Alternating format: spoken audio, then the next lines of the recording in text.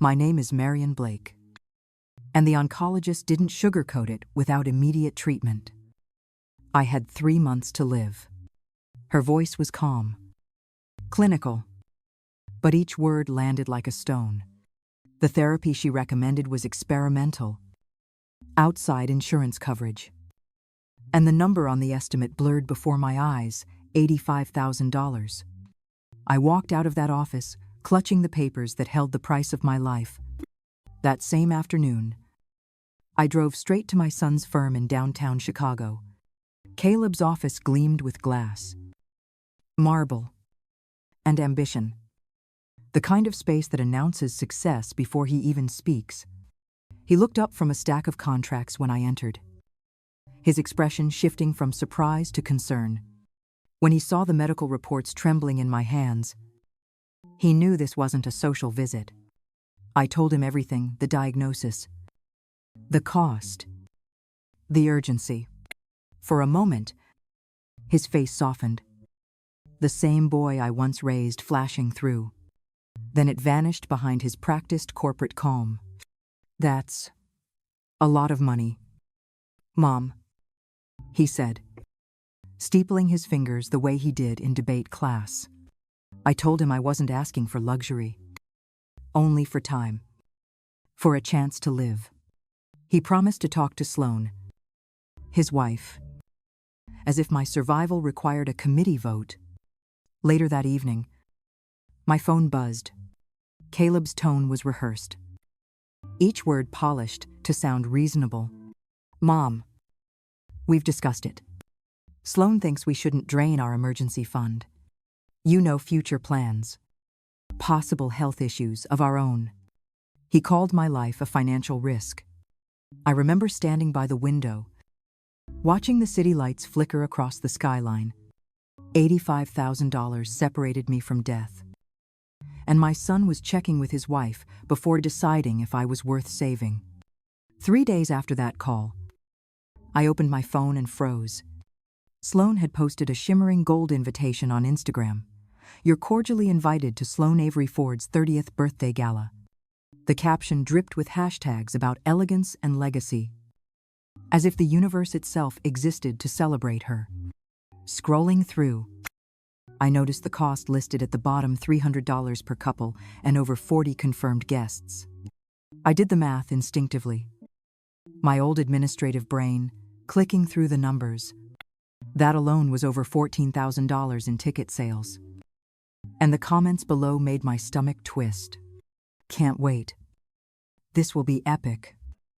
One wrote. Another added, no one does luxury like Sloan. Each compliment felt like a slap, because I knew what that luxury was being paid with the same money my son said he couldn't spare to keep me alive. Curiosity pulled me deeper into her feed. There were photos of floral designers, tastings with high-end caterers, fittings for a custom gown. One video showed a Nashville band rehearsing a private set for the event. My fingers trembled as I added the figures: $15,000 for flowers, $30,000 for catering, $25,000 for the band, $8,000 for the dress. The total hit $230,000 before I even reached the end of her posts. That night, I called Caleb again. I kept my voice calm, the way I used to when he lied about breaking curfew. I told him I'd seen the invitation, the decor, the band. His tone tightened, defensive but polite. Mom, that's different. The gala is an investment networking. Exposure, it's not personal. I didn't argue. I just said, I see. The next morning, I drove to the bank and asked for an appointment with Ms. Patel, the loan officer I trusted from my hospital days. My hands shook as I signed the papers to mortgage my house. But my eyes didn't. By noon, I walked out holding a cashier's check for $92,000, enough to start the treatment. I wasn't sure if it would save my life, but I knew it would save my dignity. The treatment began the following Monday. It was brutal, weeks of nausea, dizziness, and fatigue that left me hollow but alive. "Doctor." Ruiz checked my vitals after each round, her calm voice anchoring me through the pain. "You're responding better than expected, Marion," she said one morning. And for the first time in months, I believed her. 6 months later, the PET scan confirmed it complete remission. I stared at the word on the report until the letters blurred into tears. I had fought cancer alone. With nothing but a mortgaged house and sheer willpower, Caleb never called. I never asked how I was doing. Not once. His silence was a verdict. And it set me free in a way survival alone couldn't. I sold the house the next week. There was little equity left, but enough to start fresh somewhere. My son's name carried no weight. I chose Scottsdale, Arizona, a place where no one knew my history and the sun was kind to my recovering body. I changed my phone number, closed my social accounts, and left no forwarding address. The first nights were strange. I'd wake expecting the hum of my old refrigerator, the creak of the hallway, the sound of a life that no longer existed. But the quiet in my small rented apartment began to feel like peace. I met neighbors at the community center, Margaret, who'd lost her husband, Frank, who'd rebuilt after divorce, people with invisible scars like mine. I became invisible by design. Every trace of Marion Blake, the desperate mother from Chicago, was gone. In her place stood someone new, someone no one could pity, control, or betray again. I hadn't just survived cancer. I'd survived the illusion of family. In Scottsdale, my new life started quietly with a ledger, a laptop, and a favor from a friend. Frank, one of the neighbors from the community center, owned a small investment advisory business and needed help cleaning up his books. Numbers had always been my language, and working with spreadsheets again felt like coming home. What began as simple bookkeeping turned into strategy sessions about cash flow and portfolio risk. Frank encouraged me to take on a few clients of my own, mostly retirees, too afraid to trust big firms. I studied obsessively, tracking markets, reading filings, and analyzing every financial trend that crossed my screen. My old administrative discipline became precision in asset management, and within months, I was outperforming most advisors in the area. People began calling me the calm one who never loses money. They didn't know that calm was the armor I built from pain. By the end of the first year, my portfolio had grown by 300%. I registered my own firm's Sonoran fiduciary and hired Angela Park, a sharp former analyst, as my executive assistant. Together, we built a company known for discretion and results. Every client I took on reminded me that knowledge, not sentiment, was power. Each dollar invested wisely became another brick in the fortress I was quietly constructing. Over the next 5 years, I expanded that fortress into an empire. I built networks with attorneys, auditors, and private investigators, the kind of people who could uncover any fraud, any lie. My firm's value climbed to over $4 million, and my personal investments approached the same. I learned to read people the way I once read balance sheets, calculating, unemotional, precise. For the first time in my life, I understood what real independence felt like. I didn't owe anyone a thing. I had turned survival into strategy, and strategy into power. 6 years after I vanished, my past walked through the door of my success. My firm had just been featured in Phoenix Business Weekly, with my photo under the headline, "The Investment Whisperer." 2 days later, Angela buzzed my intercom and said, "There's a man here who insists he's your son." My hand tightened around my coffee cup, but my voice stayed calm. "Send him in." When Caleb entered, I barely recognized him. The confident attorney in $1,000 suits was gone, replaced by a hollow-eyed man with trembling hands and a suit that didn't fit. He looked at my office, the panoramic view, the plaques, the calm order of it all, and whispered, "Mom, we thought you were dead." I simply replied, "You were half right."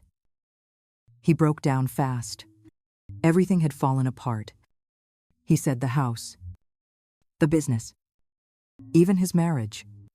Sloan had drained every account, mortgaged his assets, and disappeared with a man named Derek Cole. She'd convinced him to put everything in her name for tax efficiency. I listened without interrupting, my expression unreadable. When he said he was facing bankruptcy and criminal investigation, I finally spoke. "And now you come to the dead woman for help." Angela knocked softly, carrying a file I'd requested months ago. Long before this day, the label on the cover read Cole, Derek, background assets. I slid it across the desk. "You didn't think I'd let the people who destroyed you operate in my city without noticing, did you?" Caleb blinked in confusion. I explained what my investigators had found. Sloan had taken Derek's money too, fled to Venezuela, and left him destitute. Derek had resurfaced 2 years ago, working as a personal trainer, 3 blocks from my office. Caleb's face drained of color. "You knew all this?" I met his eyes and said, "Of course I did. I've been studying betrayal long enough to recognize its patterns." I let Caleb talk until his words became circles: shame, regret, desperation, all tangled together. When he finally went quiet, I opened the Cole file again and laid out the evidence. My investigators had traced Sloan's network through forged documents, shell companies, and offshore transfers. Derek Cole had already agreed to testify in exchange for partial immunity, and the federal prosecutor was eager to use his statement to dismantle her entire operation. Caleb's eyes widened as he realized what that meant. If I released this information, it could clear his name completely. He leaned forward, voice trembling, asking what he needed to do. I closed the folder slowly, letting the silence stretch. "You remember 6 years ago, when I asked for $85,000 to stay alive, you made me beg. Now you'll do the same." He froze, staring at me as if he hadn't heard correctly. I told him I wanted him to experience what true powerlessness felt like, to understand the taste of humiliation that comes when your life depends on someone else's mercy. His pride battled with his fear in plain view, his jaw tightening, his breath shaking. "If I refuse?" he asked. I gestured to the folder. "Then you walk out of here with nothing, just like I did." For a long time, he didn't move. Then, slowly, Caleb sank to his knees beside my desk. His voice cracked as he said the words I had waited 6 years to hear. "Please, Mom, I'm begging you. Save my life." His tears fell onto the polished floor, and for a moment, I saw the frightened boy he once was. Not the man who had abandoned me. I told him to stand. I handed him a check for $50,000 and the file that would clear his name. "I'm helping you," I said quietly. "Not because you deserve it, but because I refuse to become what you were." The months that followed moved like clockwork. Derek Cole's testimony, combined with the documents I provided, exposed every layer of Sloan's fraud. Her web of forged signatures, fake corporations, and offshore transfers connected to multiple victims across state lines. The federal prosecutor labeled her a serial financial predator, issuing warrants that stretched beyond U.S. borders. Caleb's charges were dropped before trial. The evidence proved he'd been manipulated and coerced. His signature just another piece of her deception. The state bar restored his license quietly. avoiding the embarrassment of admitting they'd almost disbarred an innocent man. Publicly, he was cleared. Privately, he carried the shame that only comes from seeing yourself clearly for the first time. Derek returned to work under government supervision. Bound by his cooperation agreement, he looked smaller in the follow-up photos my investigators sent, just another man who'd bet on greed and lost. Sloane's name circulated through legal networks, hunted across international filings. Her socialite reputation reduced to a cautionary tale. The woman who once called a $230,000 party an investment now lived as a fugitive. Caleb called me every Sunday after the case closed. We spoke politely, almost carefully. Two people rebuilding from the ruins of blood and betrayal. I didn't offer him a stake in my firm, nor did I open the door to the past. Forgiveness, I'd learned, wasn't the same as reinstatement. Some debts could be cleared on paper, but never erased in memory. 6 months after the case closed, Caleb flew to Phoenix unannounced. He looked steadier, now thinner. Older, but with a kind of humility that hadn't existed before. He walked into my office carrying a small envelope and placed it on the desk. Inside was a cashier's check for $85,000. "It's not about repayment," he said quietly. "It's what I should have done 6 years ago. Plus interest." I studied the check for a moment before setting it aside. I told him I didn't need his money anymore, that I had more than enough. He nodded. "I know, but I need to give it, so I can stop being the man who let his mother face cancer alone." We talked for hours that afternoon. He told me about his therapy, about starting a small legal practice, helping seniors recover from scams.